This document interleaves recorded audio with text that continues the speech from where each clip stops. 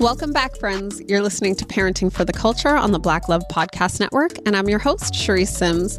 I want to start with the peak and pit of my day, and the peak of my day was actually that I got to babysit my friend's baby today. He's less than a year old, and he definitely gave me my baby fix without giving me baby fever. Now, y'all know I have 6 kids, and everybody keeps asking, do you want more? So let me say that I am very satisfied with the 6 children that I have, and I think that we're good. I think now it's just a matter of watching them grow up and have fun. I have to be very careful and strategic with how I answer that question because there is no setup for me to not have more children, and I would never want to bring a baby into this world that feels like it wasn't wanted. But I am very satisfied with the 6 children that I have, and I enjoyed having a 7th baby that I could send home with his mom after he was being very cute for the whole day, and he was an amazing baby. The pit of my day was probably at breakfast time, which how many of us love to have the pit of our day at the start of our day? I don't know. Maybe that's good because you get it out of the way. But the pit of my day was definitely breakfast time. Several of my children had started eating breakfast, and I homeschool my children. So we're home together all day long. We have breakfast at the table together, lunch at the table, dinner. We do work at the table. We at the table, y'all. Because I want my kids to know they're going to grow up and have a seat at the table. But So we are having breakfast, and my 6-year-old says that she can go get herself breakfast. I say, okay, great. So she gets a chair. She climbs up on the chair. I don't love that. She looks in the cabinet. She sees some Ritz crackers. She wants some Ritz crackers for breakfast. Technically, this wouldn't really bother me that much. I don't really honestly see the difference between Ritz crackers and cereal. I think it's all the same.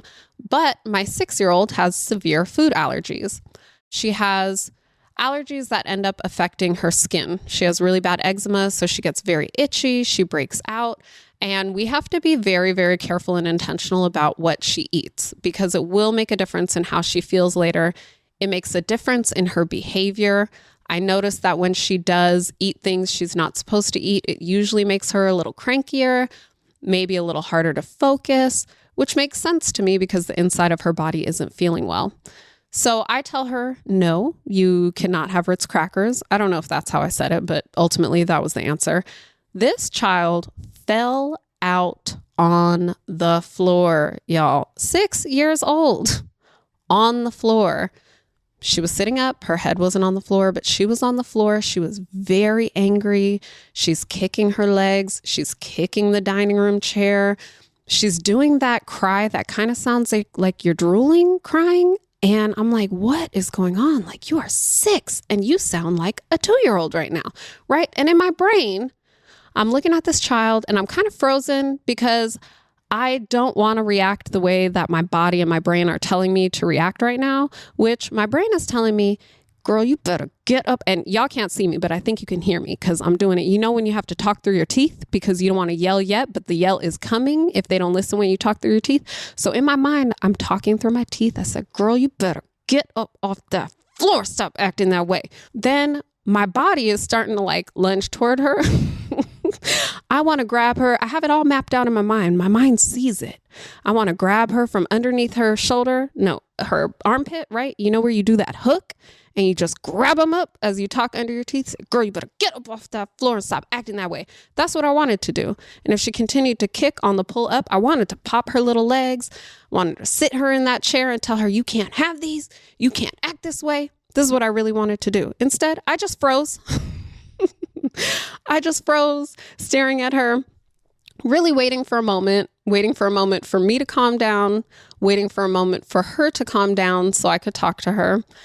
And in the midst of that, because she's not calming down, and I don't want to over exaggerate, she is crying, she is making the drooling sounds, she is upset, but her kicks are more like these little jolts, right? She's not throwing a full out tantrum where stuff is getting torn up, but she is doing those little foot jolts where every now and then I hear the chair bang and I'm like, don't kick my table one more time. So then she says, it's not fair. It's not fair. That's not how she sounds. Let me see if I can do it. It's not fair. That's closer. So she starts crying and screaming how it's not fair, which that actually does pull at my heartstrings because I get it. We have this food in the house that everybody else can eat, although nobody right now is eating Ritz crackers. And she watches everyone else eat it, and she can't eat it because she's allergic to it. So I get that it feels like it's not fair. And when she does cry and say that it's not fair, it does pull at my heartstrings. So I said to her, Eden, and she said, no, I don't want to hear from you right now. Oh, Lord. And the Drama Queen Award goes to. And so I said, I get that. You don't like what I'm saying. No, I don't want to talk to you right now. Okay. So she's mad. She's on the floor. She don't want to talk to me. She don't want me near her. I do get down kind of not quite eye level because I'm 5'7" and she's sitting on her bottom on the floor, but I kneel down to her. I look at her and I very seriously say, I understand that you're mad right now, but you need to stop kicking my table. You can be mad without kicking my table. And when you're ready to eat something that's healthy for your body, let me know. Now, I share this because I think a lot of times we think that gentle parenting or conscious parenting sounds like, oh, baby, this is so unfair. You don't feel good. What can I do for you? It doesn't always sound that way. Sometimes we do have to hold our boundaries with them. And sometimes that means using a firm voice. So she said, I don't want to be near you right now. And I said, that's fine. I get that. But you can get up and move your body into your room if you don't want to be around me. I'm in my kitchen right now and I have to feed my family. So she stays on the floor and I get up and I kind of leave her be. And actually, I think one of the things I said to her too was, Eden, your big feelings don't scare me, but they cannot hurt other people. And when you're ready, you can eat. I've learned that it's important sometimes to let children know that when they're having big emotions, big feelings, to let them know that we are not scared of them. We are not scared of their feelings, not in a way to say, I'm bigger than you. I'm not scared of you, girl. Not like that, but to let them know that their feelings are not bad feelings. They can have their feelings. Over time, we're going to learn how to manage those feelings in healthy, positive ways, but that their feelings are not bad feelings and that they don't need to be exiled or alone when they have these feelings of unfairness or sadness or whatever it is that they're feeling. So I leave her on the floor, I get up, and I start just kind of taking out the food that she's not allergic to. So side note, when we have these things with food allergies or whatever else it is, I know that there is a feeling of unfairness and there are sometimes things we can do. One of the things that I do is to make sure that we always have food for her that she likes, food for her that feels equivalent to other things. So if her sisters and brother can make pancakes, I make sure that we also have gluten-free pancake mix so she can also have pancakes. Because I do think that it sucks if everybody's having pancakes, you're allergic to pancakes, and you have to have a banana. Like, that does suck and it's unfair. So I always make sure that we have the equivalent of everything. If I have regular pretzels in the house, I'm going to have gluten-free pretzels. And I also do this, like my older daughter also has food allergies. We go through the same thing where in the past she has had kind of breakdowns over people eating what she considers to be her food. And again, it was one of those situations where the reaction makes me mad. And I want to get mad at her and I want to tell her to stop it and that it's ridiculous to be mad that somebody's eating food we all have to eat. And because I didn't respond that way, and I took a moment and I waited until the feelings passed a little bit and we were able to have a conversation, I did learn that there have been times that the food she was able to eat would run out before other people's food. And that there were times where she had a feeling and a worry and a concern that she was not going to be able to eat. So she does not have a problem sharing food. She has a problem with feeling like she's not going to be able to eat in 3 days and other people are. That's one of those reasons why sometimes we don't want to yell at our children and we want to create a safe space where they can share with us because we can recognize the difference between what's happening with them, right? On the one hand, it could look like, oh, my child has a sharing problem. She's selfish and we need to fix that. But when you have a chance to actually sit down and talk with them and find out what's going on, you realize that no, she has a need to eat. And she has a fear that she's not going to have food. So anyways, that was a side note. Sorry, got sidetracked. Back to my 6-year-old. I have her on the floor and I just start pulling out all the food that she can't eat. I take out cream of rice. I take out her gluten-free waffles. I take out a bunch of fruit, make a pretty fruit platter. I start putting everything on the counter. I don't say anything to her. I'm just putting it out. And she kind of stops crying, but she's still mad. Her face is pouted. Her lips are poked out. And she looks at me and she's like, "What are you doing?" And I said, "Oh, I'm just taking out food." And she's like, "What food are you taking out?" And I said, "I'm just putting some options out here if you decide that you're hungry and you want to eat something." So then she gets up and she comes over, she starts looking at the food, and still she's mad at me. So she still says, I don't know if she says like, "I don't want to be by you" or something. And then I asked her, "Eden, you look really mad. Do you need a hug?"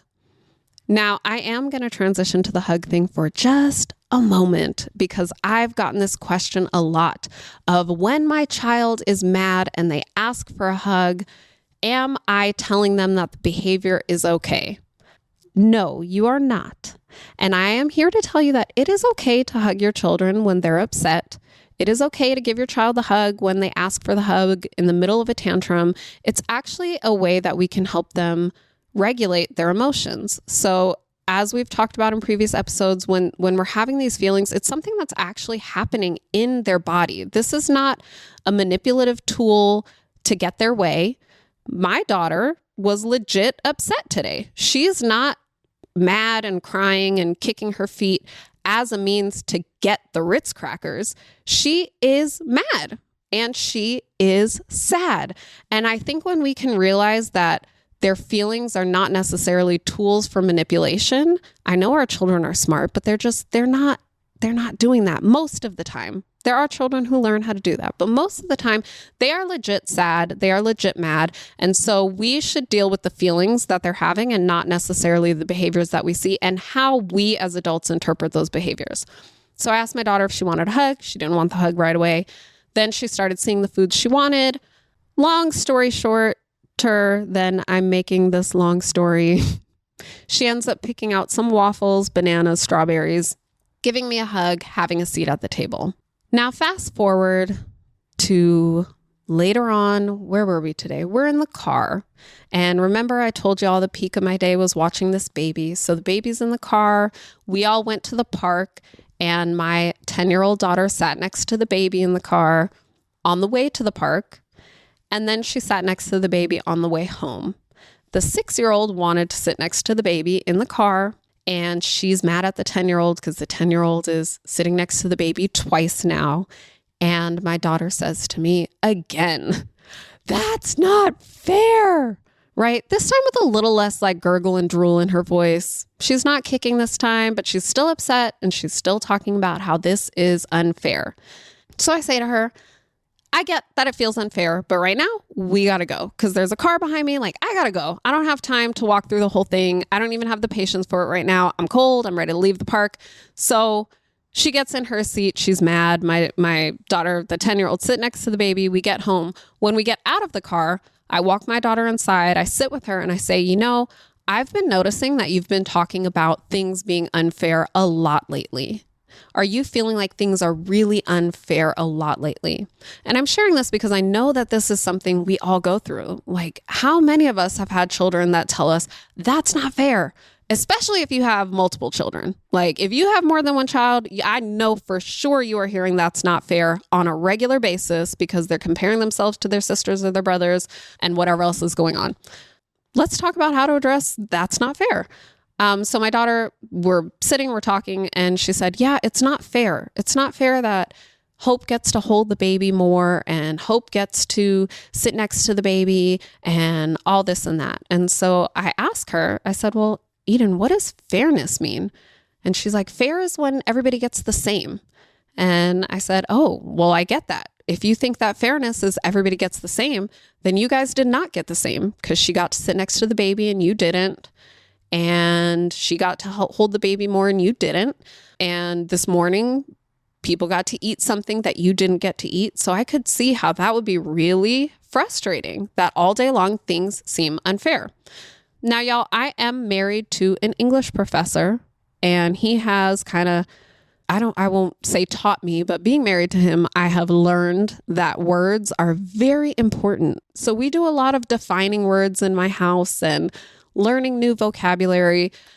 So we talked about the word fair. And I bet some of you are going to learn something new today, because I too, in the past, have thought that fair meant equal or fair meant the same, right? And you usually have that internal response of like, well, girl, life's not fair. Suck it up. Like, you better learn now that it's just not fair. We're going to have to deal with things being unfair. Fair actually means in accordance with rules or standards and legitimate, right? Now, when we understand the definition of fairness, it actually changes the way we think of it and when we say things are fair or not fair. So fair is not the same. That's number one that me and my daughter talked about. Fair is actually accordance with rules or standards. Now, for her, the standard is that you can't eat gluten. So when you eat things that have gluten to them, are you being fair to yourself? She said, no. And I said, now, when you eat gluten and you're itchy later and you're unable to sleep, is that fair to you? She said, no. I said, now, what are the variables between you and Hope? I said, let's talk now about you and Hope and this baby. What are the variables between you and Hope? And she said, I don't know what variables is. And I said, wonderful. Let's learn a new vocabulary word. I said, variables are differences. And she goes, well, Hope has long hair and I have short hair. And I said, yes, that's a variable. But what are some variables between you and Hope in regards to the baby? What do you think? And she said, well, I'm like 4 feet tall and Hope is about 4'7". No. Hope's 4'8". Yeah, definitely. Hope is 4'8" and I'm 4 feet tall. And I said, okay. And how does that make a difference in the baby? And she said, well, I guess it's kind of easier for Hope to hold the baby because she's bigger. I said, yeah, that's a great observation. And I said, if she's bigger and able to hold the baby a little easier, what do you think that does for the baby?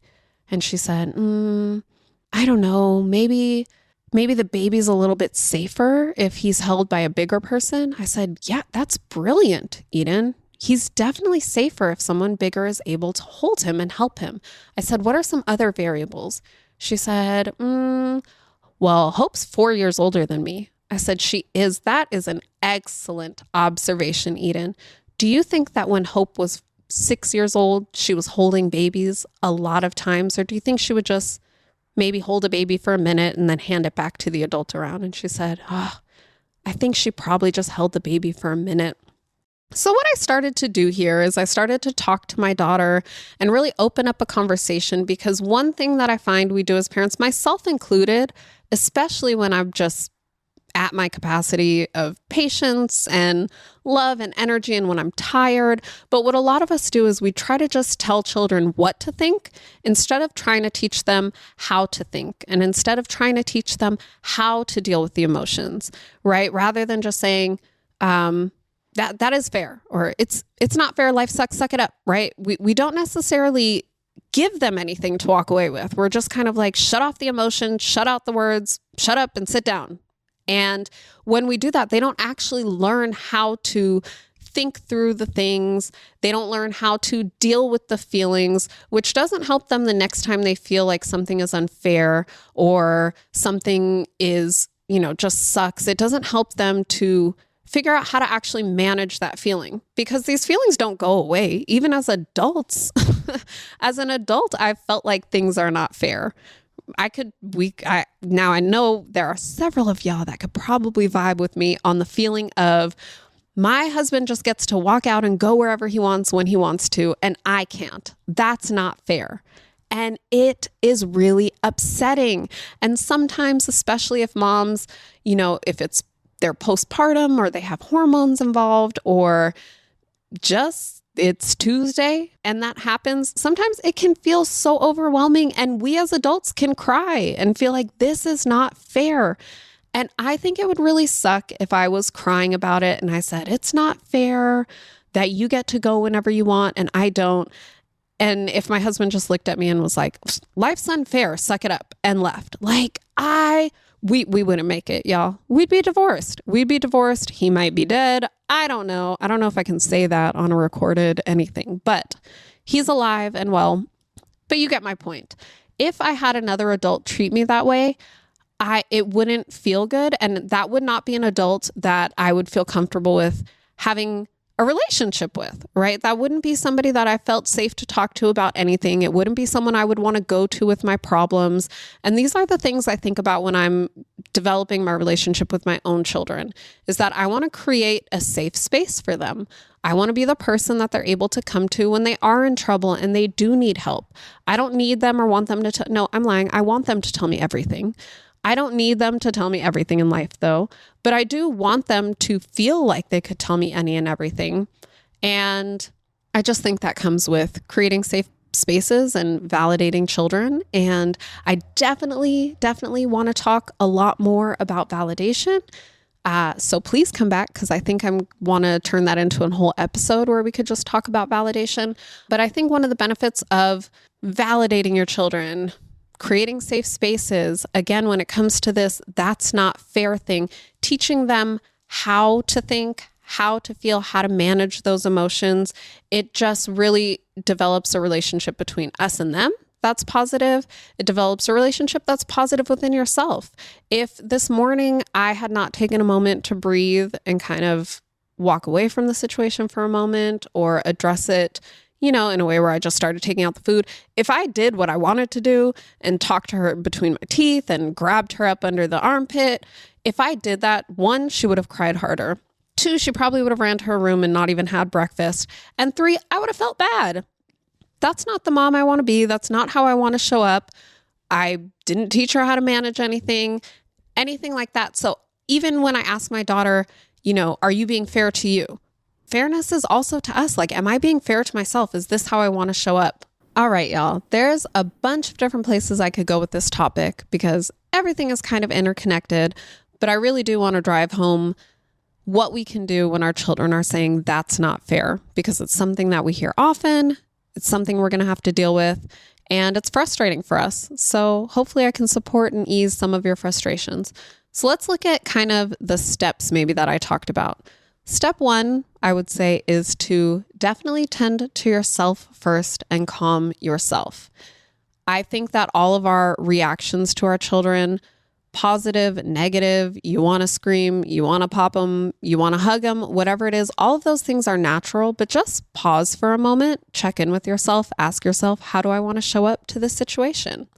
Step 2, I think, is really looking at your child's needs, right?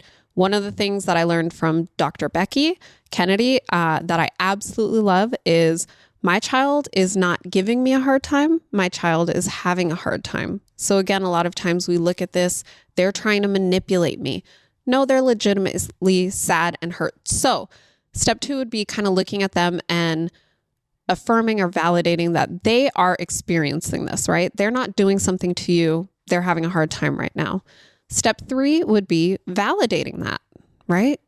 It sucks. It doesn't feel good when things are unfair. I get that. In that step, you kind of have to gauge where you're at, look at the situation. Sometimes your child is open and ready in the moment to embrace that validation, to embrace you and move forward. Sometimes, like my daughter this morning, they don't want that moment. And I don't want to say you have to respect that, but honestly, it's easier if you respect that and give them that moment. In giving them that moment, though, let them know I'm still here. I see that you need a moment. When you're ready, I'm right here. Saying I'm right here doesn't mean you need to stand right next to them. You can walk away and kind of point to yourself and say, I'm right here. Just let them know that you are available when they're ready for that support from you. Number 4 would be really meeting whatever the need is in that moment, right? For my daughter, she needed food. So let's get her the food. And then step 5 is later coming back. I always think it's important to not try to have these lessons in the moment, right? It's so hard to teach them new skills and teach them new things in the moment when they're stressed out, when they're upset. So come back to it.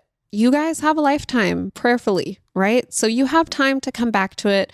Don't wait too long that they forgot what happened, but you don't have to teach the lesson and gain and build the skill in that moment. Let it go, regulate, calm yourself, calm your child, and then later come back to it and have that conversation with them about what does fairness look like? How do we make things fair? What does fairness mean? And again, teaching them how to think about things. And by teaching them how to think about things, it's actually easier than maybe it sounds. It's just about asking questions. Just ask a bunch of questions because you're drawing out of them. You want them to be able to come up with the answers. You don't have to give them the answers. You don't have to lecture them. Just open up a space where they can start to think about things so that they can start to shift how they see things and shift how they think about things until they kind of realize like, oh, this is fair, or this is, this is nice, or this, whatever this after blank is. Those would be the things I would say. So I hope that helped you guys. Let me know how you're feeling. Let me know what you think is fair or unfair. And y'all, if you're dealing with, this is what I'm going to leave on. Okay. So I talked about my husband for a quick second, talked about him leaving and feeling like that wasn't fair. I know that you guys feel that way as well. I won't say I know, but every mom I've talked to has that same feeling. And I will share that my husband and I were in therapy and I brought that up and my husband looked at me and he said, but Charisse, you never leave. And that kind of blew my mind, right? Like, oh, I just don't leave. And of course I came up with 1,000 excuses about why I don't leave, but I realized in that moment that I could just leave. So y'all, if you are feeling like it's unfair that your husband gets to leave whenever he wants and you don't, just leave. All right, my friends. So your homework for this week is actually going to be pretty simple. I want you to identify the last time or a time that you felt like something wasn't fair so that you can remember what that feels like to feel like something is unfair. I think this will help you when addressing your child when they're saying that's not fair, just so that we can have a little more empathy for them. That's all I got for y'all today. I am going to just leave now and take a moment before I get back to my bunnies and my babies. So I will talk to y'all next time.